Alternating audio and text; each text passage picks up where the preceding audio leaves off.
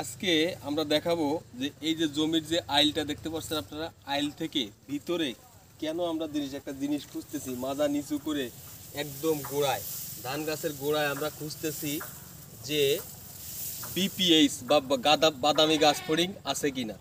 ইমরান, এই জমির যে আইলের পাশে বাদামি গাছ ফড়িং সাধারণত থাকে না, থাকে হচ্ছে 4-5 হাত ভিতরে, কারণ ওদিক দিয়ে মানুষ চলাচল করে, ওদিক দিয়ে থাকে না। ওরা ছায়া স্যাঁতসেঁতে জায়গা যে ভিতরে যদি থাকে এগুলো পছন্দ করে।